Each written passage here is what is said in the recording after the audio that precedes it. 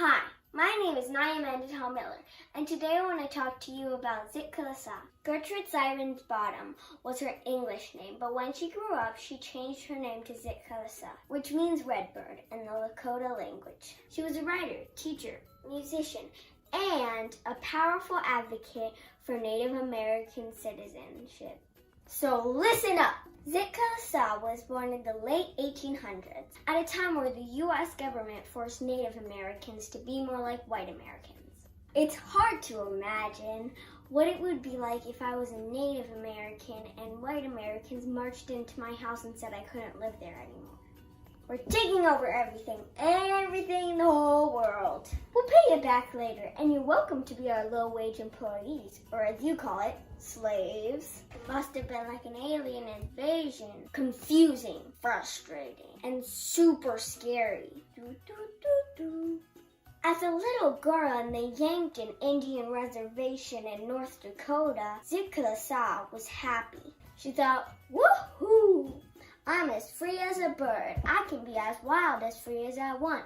Life is good. When she was 8 years old, the aliens asked if she wanted to go to school. Sitka Lasa couldn't imagine a life without freedom. Would this alien school be any different? It sounded like a wonderful adventure. Also, the aliens gave her candy. Sign me up! But Sitka Lasa had to take a long train to the new school in Indiana. And when she arrived, her life was not good.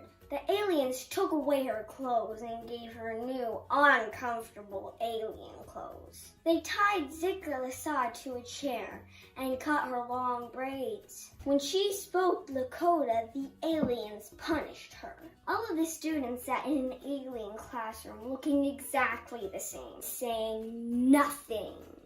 Sitka Lasa felt that the teachers treated students more like animals than people. Sit! Stay! After a few years, she got to return to the reservation and visit her family. She was excited, but when she arrived home, everything looked so unfamiliar. She didn't know where she belonged. She thought that her friends and family at the reservation thought she was full-on alien, and her teachers thought she was full-on native. She didn't fit anywhere. She felt completely alone. But there was one thing from both worlds that lifted her. Music. Music was like a language that everyone could understand and appreciate. Sitka Lasa had always loved the songs and the dances she learned from her mother in the Yankton Reservation. The alien music followed a different rhythm, a different tone, but it was just as beautiful. She learned to play the alien music with the piano and the violin. As soon as she began, the aliens knew Sitka Lasa was a great student. She was bright, eager, hardworking, and an extremely gifted musician. But sometimes she still thought, these aliens think of me as a well-trained animal. The alien said, good girl, and gave her treats.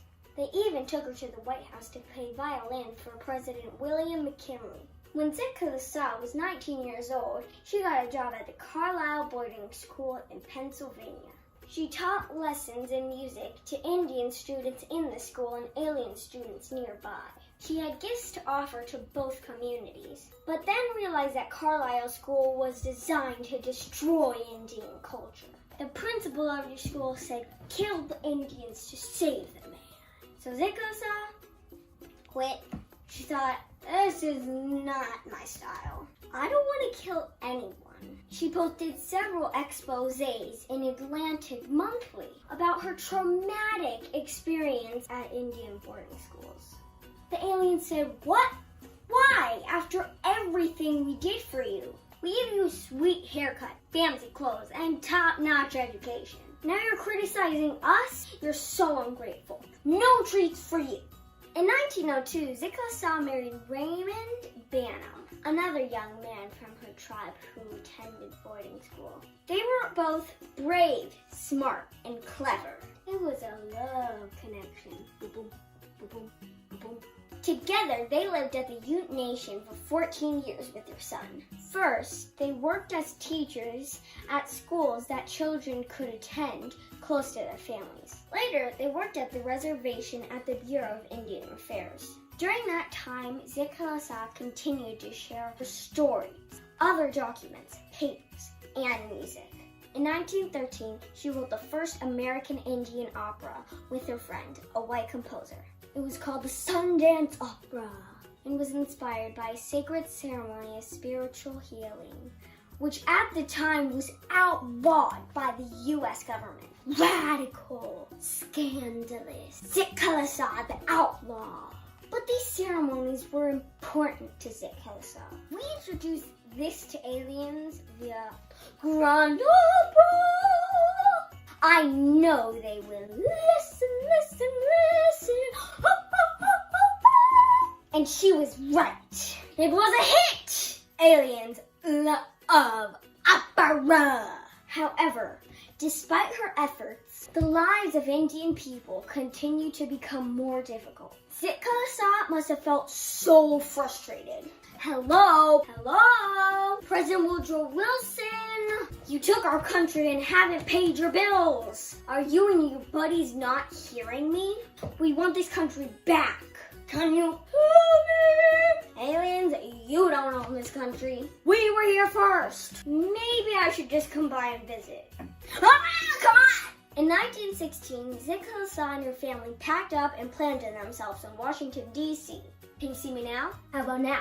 Or now? Or maybe even now? How about now?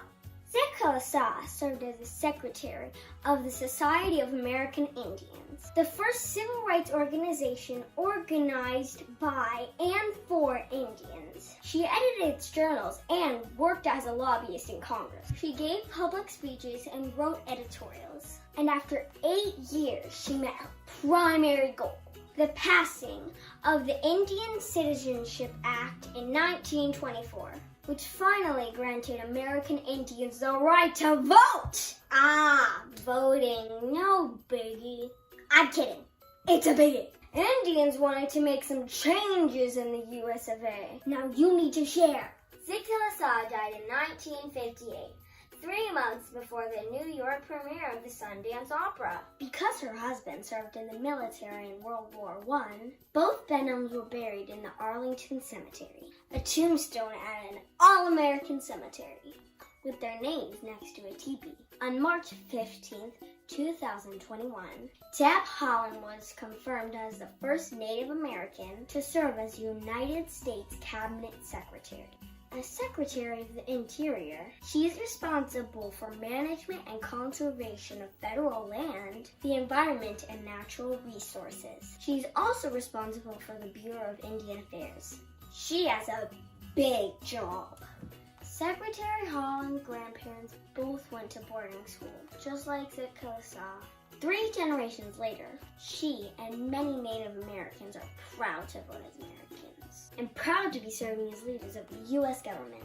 But Secretary Haaland also knows that boarding schools and other efforts to eliminate Indians continue to carry painful memories. Zicka-Lsa and so many others have trained Secretary Haaland well. 3 months after taking over her new position, she is starting an investigation of boarding schools and meaningful tribal consultations to seek justice. As Secretary Haaland says, the first step to justice is acknowledging painful truths, gaining a full understanding of their impacts, so we can unravel the threads of trauma and injustice that linger. We have a long road of healing ahead of us. But together with tribal nations, I am sure that we can work together for a future that we will all be proud to embrace. Well done, Secretary Haaland. Applause, applause, applause. If you need me to translate any of this into opera, let me know. I speak fluent opera.